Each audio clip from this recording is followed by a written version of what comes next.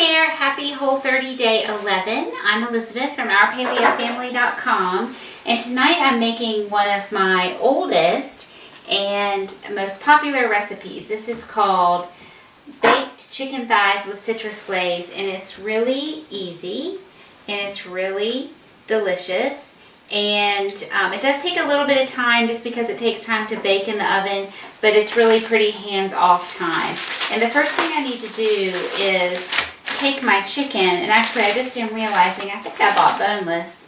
I did, I bought boneless, and my recipe actually called for bone-in, skin-on chicken thighs.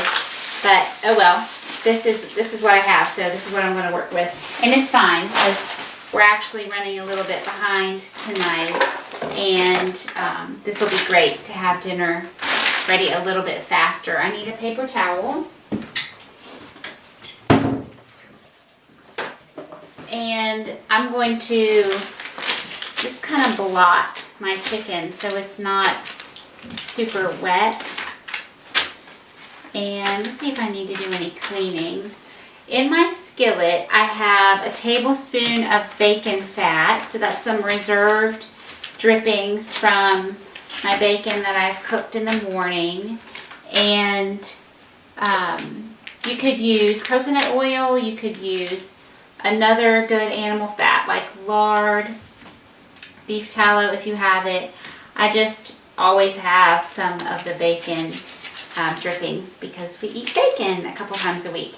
So that is the one I typically use. Plus I like the flavor. I don't always like the flavor, so sometimes I will use coconut oil or avocado oil if I'm making something that I don't particularly want that bacony flavor. But for this particular dish, it's great. So all I'm going to do is lay out my chicken, dab it a little bit. That'll help get a good sear on the bottom, and then I'm going to sprinkle with salt and pepper. And you can see that my bacon fat here is smoking, which is good. I want it hot, but I'm going to turn it down just a little bit. I'm going to wash my hands since I'm chickeny before I touch my salt and pepper. And all I'm going to do right now is hope my smoke detector doesn't go off, and use my fingers to just sprinkle salt all over my chicken. I'll do one side, and then we'll do the other side when we get it in the pan. Boy, it was like not even melting, and then all of a sudden, super duper smoky. So it's gonna sizzle.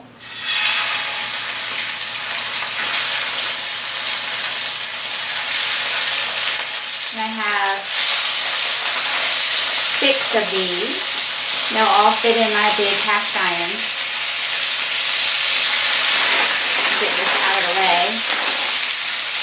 And I'll use my clean hand to sprinkle salt and pepper on the other side.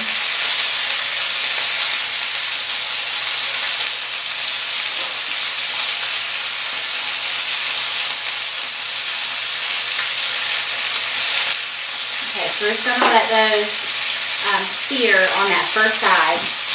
There's a hectic day around here, so things are a little scary.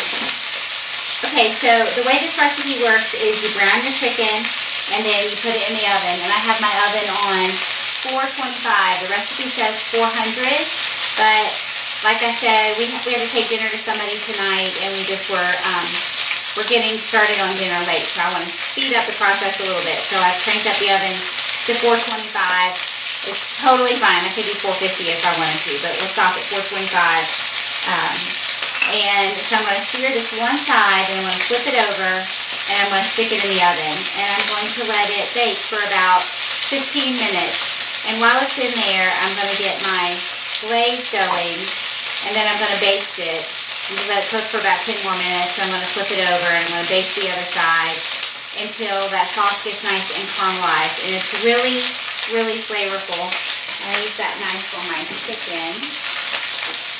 So what I need for my sauce is the zest and juice of 1 orange, hopefully. Sometimes, I don't know about you, but sometimes I get an orange, or sometimes a lemon or a lime. Citrus is like this. It's really not very juicy, so if I get less than 1/4 cup of juice, I'll do another orange. And don't forget the zest, because that adds a ton of flavor. So that's a good teaspoon and a half of zest. Let me check my chicken. Oh yeah, it's really nice and brown. It's just what I want. That one was in the middle, so it's really brown. This little burner. I'm going to flip these all around. That guy's barely even cooked.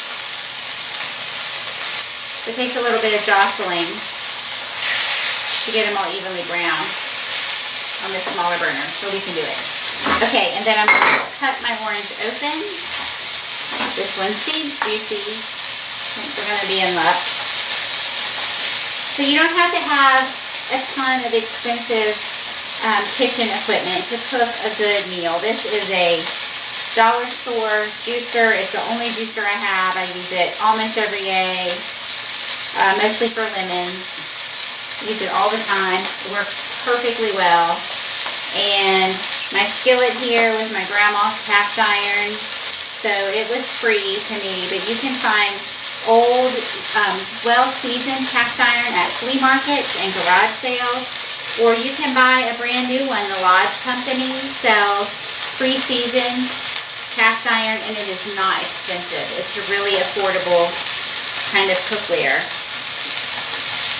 So I'm only using my juicer to help me juice my orange. There aren't seeds in there, but I get all this good pulp, and I want that. So I'm gonna dump that in. I don't want to lose that pulp. And that is a good probably third of a cup of juice, and that's perfect. That's plenty.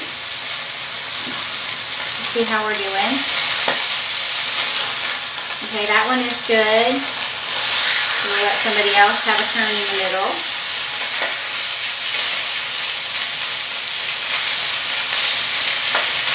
As soon as I get them browned on one side, they are going in the oven.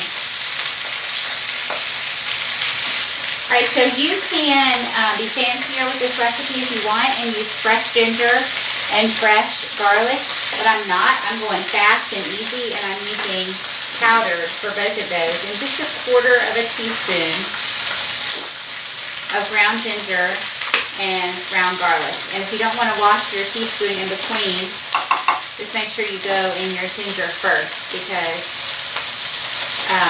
garlic is strong, and I don't want my ginger to taste like garlic. Is that right? Yeah. Okay, so I've got my powdered ginger, my powdered garlic, my orange juice. I'm going to use a teaspoon of fish sauce.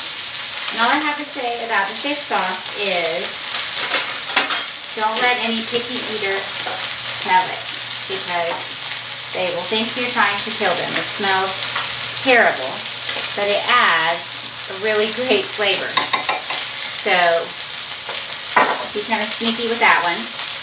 And then 3 tablespoons. You can see that this one is brown around the edges, so good. We're getting there. Halfway there. I need 3 tablespoons. This is a 1.5 tablespoon measure. So we'll do 2 of those. And my coconut aminos, which is our soy sauce substitute in the paleo world. And a teaspoon of Dijon mustard. And my mustard is about out. I'm really scraping the barrel here. Get a little bit out of the lid. I'm going to get a little bit out of here. I think I can scrape together enough. Yeah, probably a teaspoon. Sometimes I will even just pour a little bit of liquid, whatever liquid I'm cooking with, into that bottle and shake it up to help rinse it out and get out all the rest. And then the only thing left in my sauce is honey. There's, let's see, what do I say? 1.5 tablespoons of honey. But we're just going to leave that out because we're doing Whole30. So we're not having any honey on Whole30. And frankly, we don't even need it. By day 11, our taste buds are adjusted, and that orange juice is really sweet. So that'll be at a perfect amount of sweetness. We don't need any honey. And then also salt and pepper if you feel like it needs salt and pepper. And I'm going to heat it up and I'm going to let it start reducing a little bit on my burner as soon as I'm done with my chicken. And at that point I'll taste it and see if I think it needs any salt and pepper. The aminos are kind of salty and so is the fish sauce, so I don't want to add any right now. And I have seasoned my chicken, remember that as well.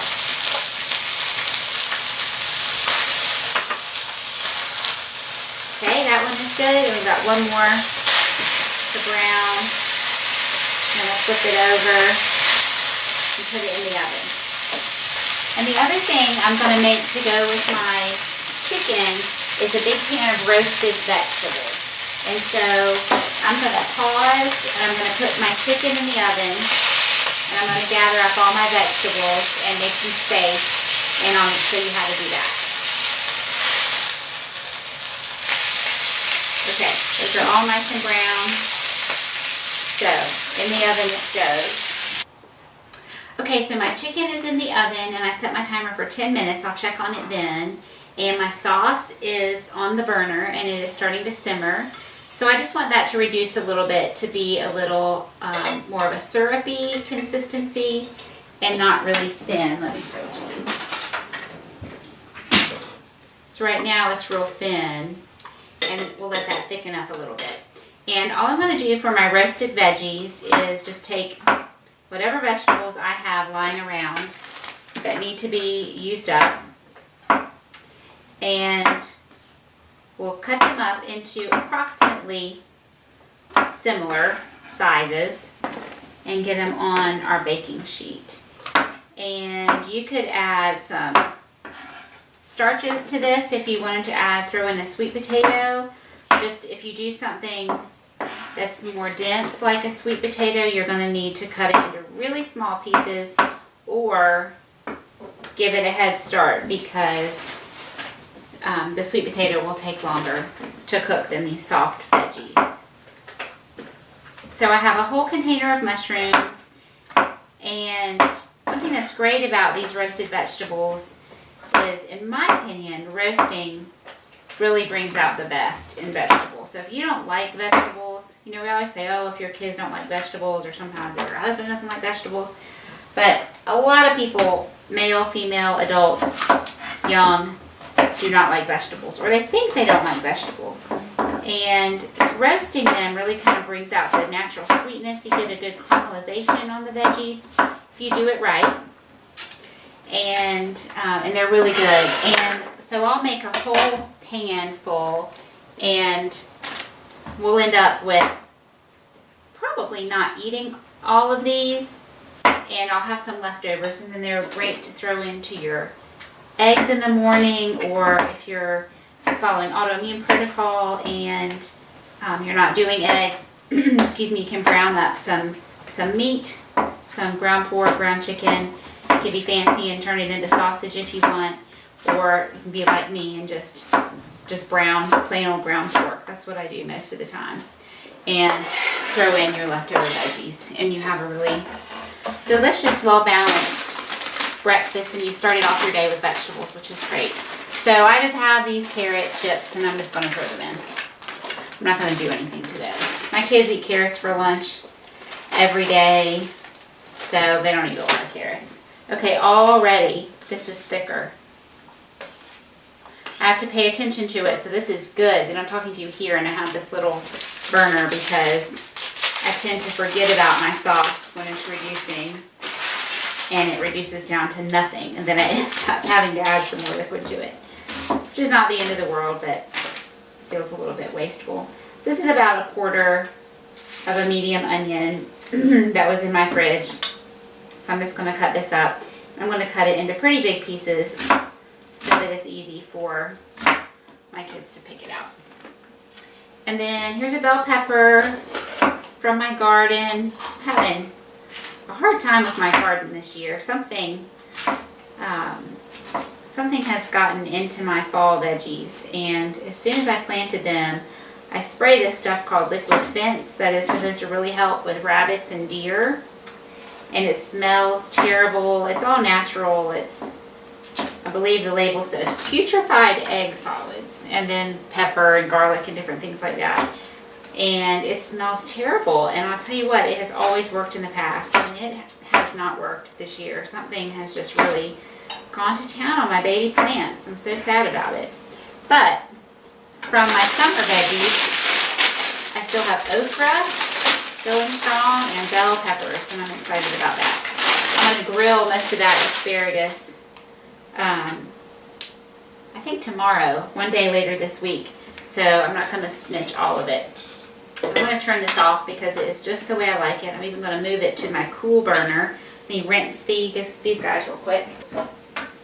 And the way I do my asparagus is I just break one and I see where that one broke off, and then I cut the rest just kind of right below that. So that's the woody part. And I cut those in half, and on the tray they go. And that is my tray of veggies. Throw out my trash.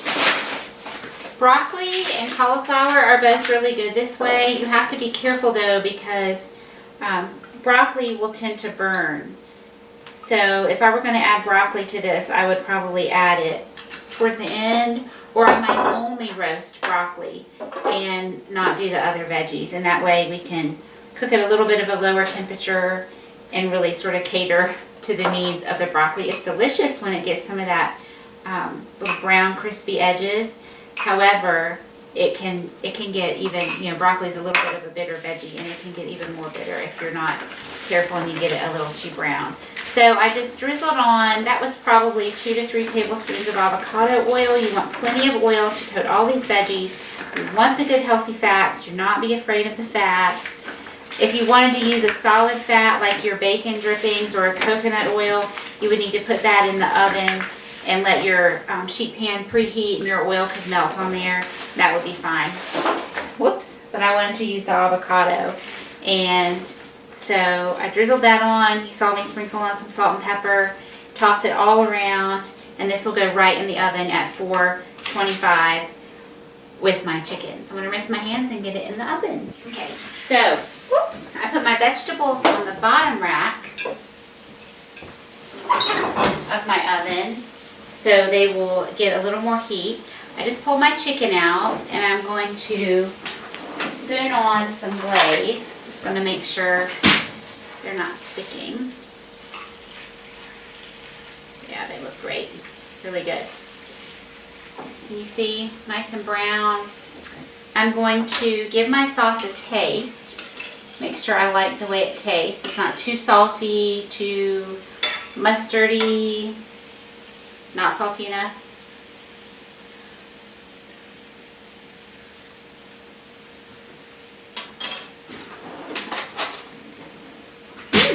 It's really mustardy. I probably put in a little too much mustard, but it's good, and it will mellow out as it cooks. So just a little spoon over each piece of chicken. There was a similar recipe to this in Diane Sanfilippo's Practical Paleo, the first edition, and it was one of the first recipes I made. It may have been the first recipe I made, and everybody in my family loved it, and I thought, we can do this paleo thing. We can all do it because the food is really good. And I tweaked it somewhat, and so this is my version. And again, it's one that I've heard people win over picky husbands and picky kids, and it's pretty simple. So let me scoot it back in the oven. So last week I cooked a couple sweet potatoes. I baked them when I had the oven on, and I only ate one. So I have another one, and it's pretty big. And I don't think I'll probably need one tonight. I'll eat chicken, I'll eat lots of those veggies, but I'll want to give my husband and my kids some more carbohydrates and starchy carbs. And so I'm rewrapping that because some of the sweetness leaked out of the sweet potato, and it was kind of dirty on the outside of that foil. So I've just wrapped it up in another piece of foil, and I'll just stick this in the oven, and it will heat through while my chicken and my vegetables are cooking. Okay, welcome back. Chicken is done. Veggies are done.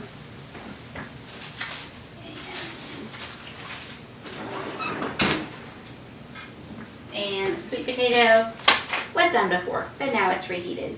But I want to show you these yummy, yummy vegetables. They smell so good, the mushroom and the onion. You see this nice brown color. It's caramelization, that's the natural sugars coming out in the vegetables, and they taste so good. Okay, so the veggies are done. My chicken is nice and browned, and my sauce is juicy, but it's sort of more caramelization, sort of caramelized on there. It's so, so delicious. And see this like brown, the real dark brown stuff on the skillet? That is my favorite part. So definitely want to make sure I get some of that. So I'm going to actually take each piece. There's a little bit of real thick sauce down here as I tilt my pan, and we'll get everybody kind of coated in that so they're nice and juicy and moist. I think I can give that a taste.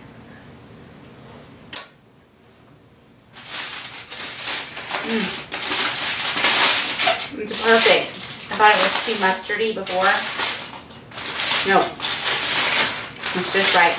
And if you are a chicken breast person and you think you don't like dark meat, or you're afraid of dark meat or whatever, try dark meat. Now legs, I'm not a big fan of chicken legs, but chicken thighs are awesome. They're just totally our favorites. They're so tender and flavorful, don't get dry.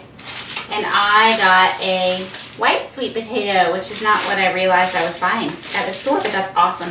I love them. They're not quite as sweet as the orange ones, so I might have a little piece of this after all. So we'll give part of it to my husband. I'll take a little tiny corner like that. So that's our dinner.